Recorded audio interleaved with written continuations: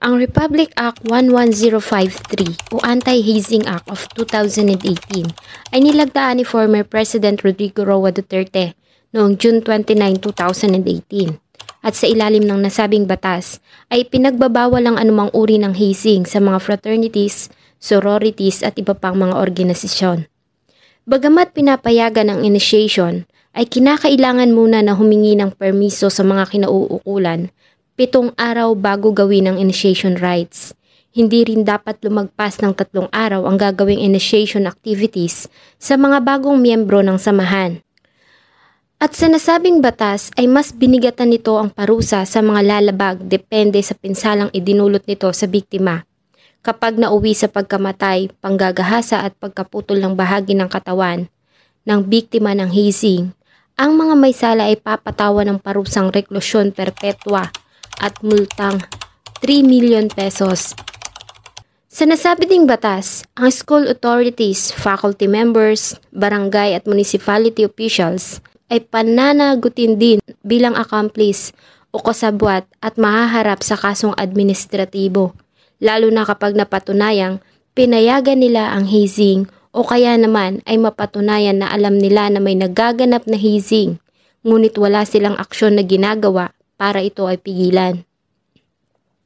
Ang kwento po na ating tatalakayin ay ang kasalukuyang mainit na balita tungkol sa isang Adamson University student na si John Matthew Salilig na biktima ng hazing.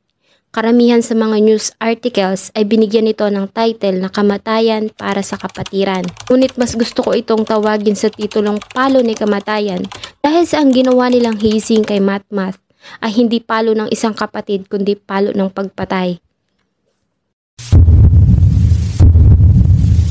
Bago ko po simulan ang ating story, sa mga bago po sa channel ko, please hit the subscribe button at pakipindot na rin po ang ating notification bell para ma-notify kayo sa mga bago nating upload na videos. Tau Gamma Pi o kilala din sa tawag na Triskelions Grand Fraternity ay isang samahan na itinatag sa ating bansa noong October 4, 1968 sa University of the Philippines sa Diliman, Quezon City. Ito ay orihinal na tinatawag na Order of the UP Triskelions bago pa nito ma-adapt ang Greek letter name na Tau Gamma Pi.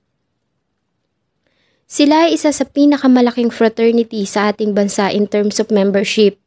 Ito din ay may sister sorority na tinatawag nilang Tau Gamma Sigma o Triskelions Grand Sorority. Ang mga miyembro nito ay tinatawag ang kanilang mga sarili na Triskelions. Ang kanilang principle ay Fortes Voluntas Fraternitas o Strength, Free Will, and Brotherhood. Taong 2012 sa isang interview ay kinunduna ng founder nito na si Vedasto Tito Veneda ang paggamit ng organization ng hazing bilang initiation rites sa ginagawa nilang pag-welcome sa mga neophyte o mga nagnanais na maging miyembro. At noong 2015, nang mamatay ang isang Western Mindanao State University student dahil sa hazing, ay naglabas ng statement ang pamunuan ng Tau Gamma kung saan ay nanawagan nito sa lahat ng chapters na sumunod sa kanilang fraternity motto na Primum Nil Nocere o First Do No Harm. Ilan sa mga sikat na miyembro nito ay sila Senator Joel Villanueva, J.M.D. Guzman, Pancho Magno, former Senator Ralph Recto, Luis Manzano, Vong Navarro, Victor Neri, Angeline Quinto, Oyo Boy Soto at marami pang iba. Ngunit ngayon ay muli silang nahaharap sa controversial dahil sa pagkamatay ng isa sa kanilang miyembro na si John Matthew Salilig. Si John Matthew ay third-year student ng Adamson University sa Manila at kumukuha ng kursong Chemical Engineering. Ayon sa mga kapatid nito na sila John Martin at John Michael na parehong miyembro din ng kapatiran, ay member na si Matmath ng local Tau Gamma Pi Cabatoy Road Chapter sa ilalim ng Triskelion Grand Fraternity and Sorority, Zamboanga City Council noon pang 2020. Kaya naman ang malaman nila na may invitation ng Adamson chapter para sa welcoming rites ni Matmath ay pinayagan nila itong dumalo. Siguro with the high hopes and I know na wala namang nothing will happen. So kahit pigilan ko man siya that time, I know, a-attend pa rin siya. So, syempre sa brother. Dahil sa ang kanilang pagkakaalam ay isang simpleng get-together at formalities lamang kasama ng mga members ang magaganap. Ayon din sa pahayag ni Mr. Salilig, ang ama ni Matmat, ay alam niya na sumali ang mga anak sa fraternity. Ganun pa man ay pinaalalahanan niya mga ito na manatiling humble at wag na wag mananakit ng tao. Pinalaki ko silang mabubuting tao. Hindi lahat ng Tau Gamma ay masasama ayon sa kanya. Huli siyang nakausap ng kapatid nang magpaalam ito na a-attend ng welcoming rites ng Tau Gamma Pi sa Biñan, Laguna. Ngunit hindi niya alam ang exact na petsa kung kailan iyon magaganap. Nagulat na lamang siya nang sabihin sa kanya ng nobya nito na umattend si Matmat ng welcoming rites ng fraternity sa Biñan, Laguna. Nang mga panahong yon ay nawawala na ito at hindi na rin sumasagot sa mga messages nila. Hanggang sa isang telegram ang natanggap ni John Martin mula sa isang fake accounts noong February 19 kung saan ay sinabi nito na, "I would like to help you and your family about sa nangyari kay Matt at sa ginawa ng mga kabrad ko na Triskelion of Adamson. Nagpa-welcome si Matt at ang pagkakaalam ko doon nila binigyan sa Kasili, Biñan, Laguna, McCoy House. Then, pagtapos nila itong paluan, dinala nila sa Cavite para doon pagalingin si Matt. Then, past 2 a.m. daw, tumirik daw si Matt at di na humihinga. At sa takot nila, binaon na lang nila si Matt. I'm sorry, pero yun lang ang nalaman ko. Di ko alam kung sino-sinong kabrad ko ang kasama ni Matt. Siguro ang makakapagsabi na lang sa inyo ng buong detalye ay yung McCoy na taga Biñan." Dahil sa mga natanggap na mga mensahe, ay agad na nagtungo ang nakatatandang kapatid ni John Matthew sa Manila Police District matapos mapagdesisyonan ng pamilya na kailangan na nilang lumapit sa mga pulis dahil sa 2 araw nang hindi umuwi si John Matthew. Ayon sa kanyang landlord at hindi na din ito makontak ng pamilya. February 21, 2023, ang pamilya, kamag-anak at ilang mga kaibigan ni John Matthew ay nagpost sa social media tungkol sa kanyang pagkawala since February 18, kung saan ay sinabi nila na huli siyang nakita sa bus terminal malapit sa Buendia Avenue sa Pasay City na nakasuot ng kulay pulang hoodie. Matapos ang mahigit 1 linggong pagkawala ni John Matthew, ay natagpuan ang kanyang katawan na inilibing sa barangay Malagasang 1G, Imus City, Cavite. Ang kanyang remains ay kinumpirma ng kanyang kapatid na si John Martin. Wala pang malinaw na report kung paano ba nila natagpuan ang bangkay ni Matt. Pero sa isang report ng ABS-CBN ay sinabi nito na isang suspect ang sumuko sa mga pulis at nagturo kung saan nila ibinaon ang katawan ni Matthew. February 28, 2023 ay naglabas ng statement ang Adamson University nang ganap ng alas 2:45 ng hapon at kinumpirma ng mga ito ang pagkamatay ni John Matthew sa lilig.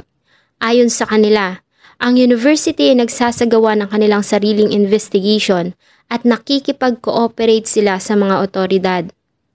Sa ginawang initial investigation ng kapulisan, ay nagawa nilang makakuha ng mga CCTV footage kung saan ay nakita si John Matthew at ilang membro ng Tau Gamma na sumakay ng bus papuntang Biñan noong February 18.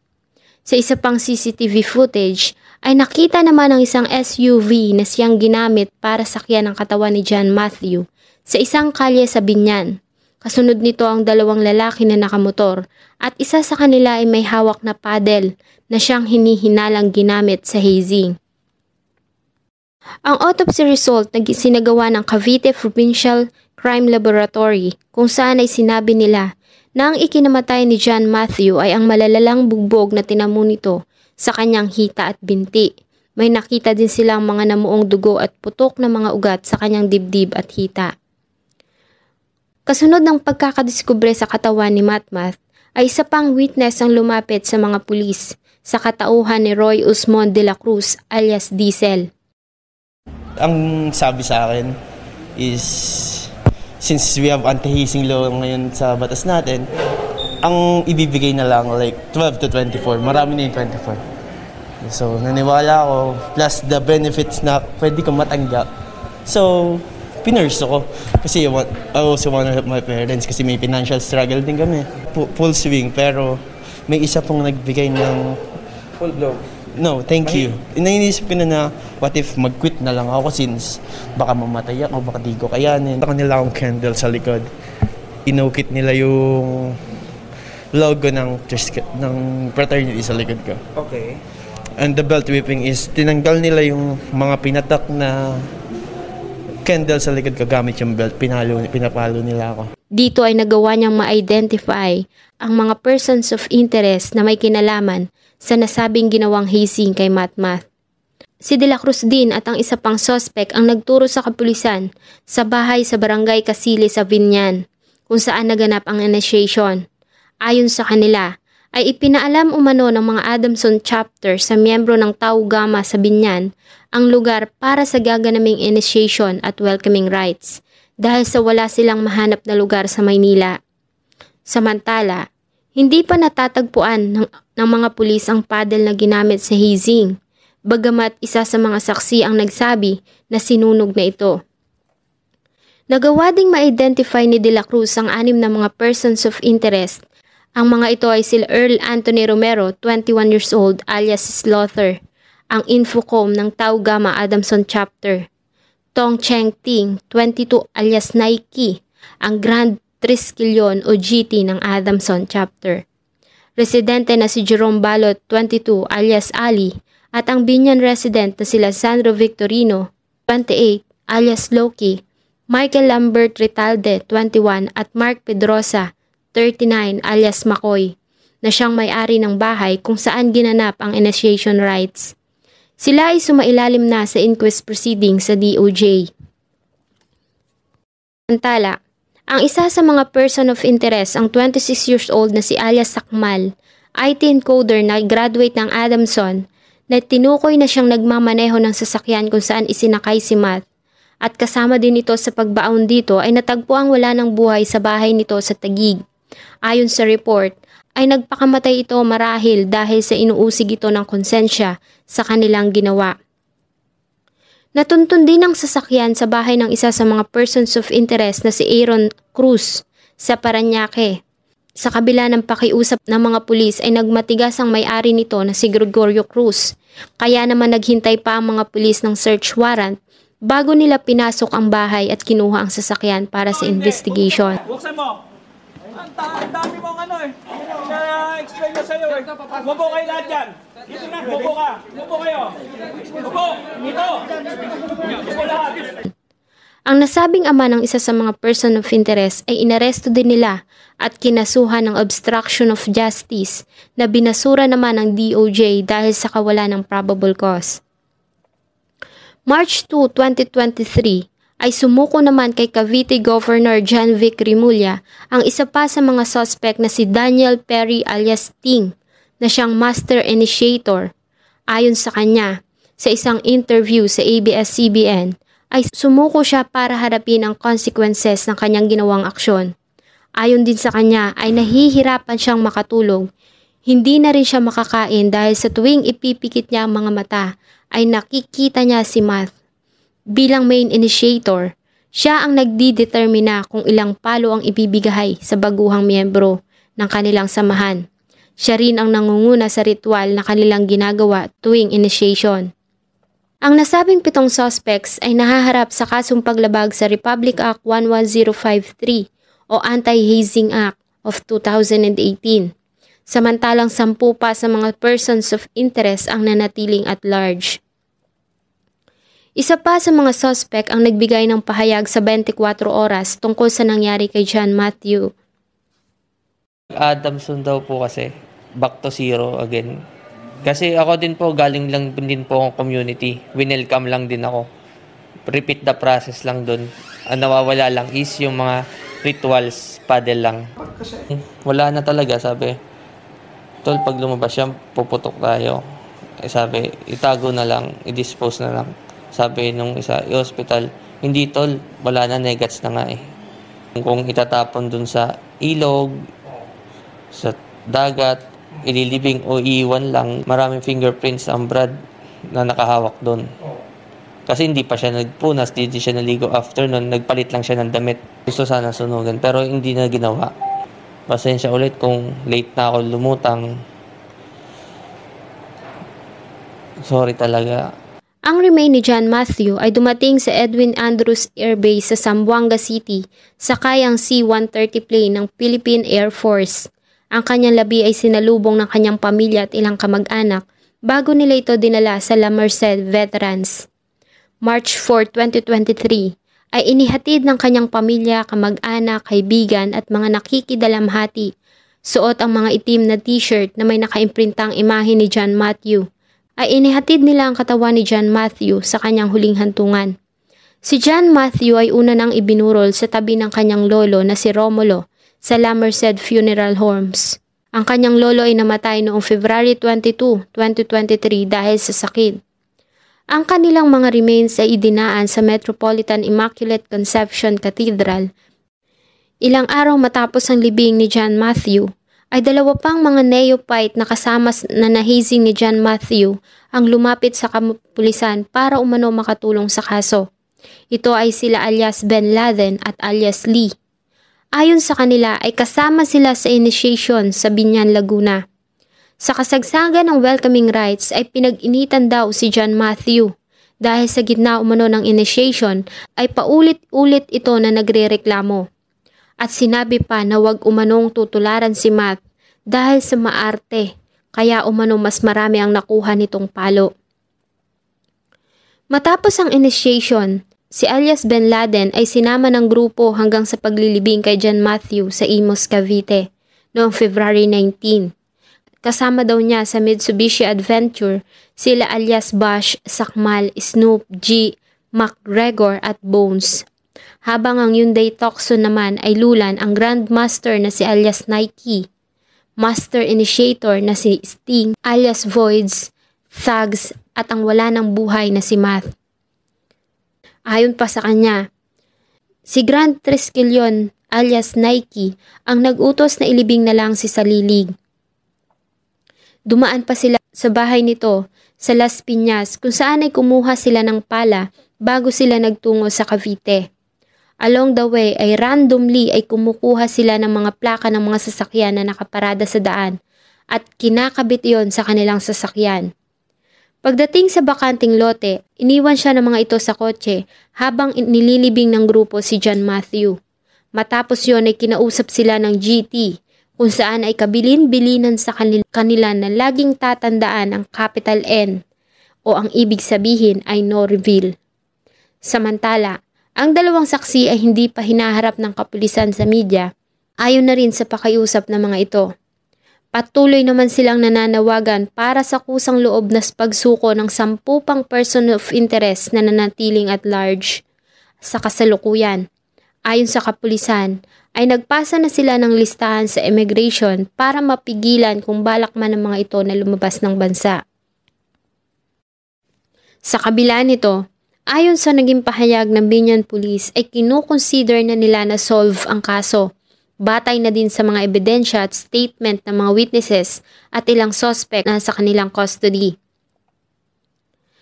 Ang Tau Gamma Pi Imus chapter at iba pa ay naglabas ng kanilang saloobin tungkol sa nangyari, kung saan ayon sa kanila ay kinukondina nila ang hindi makataong ginawa ng mga ito kay John Matthew.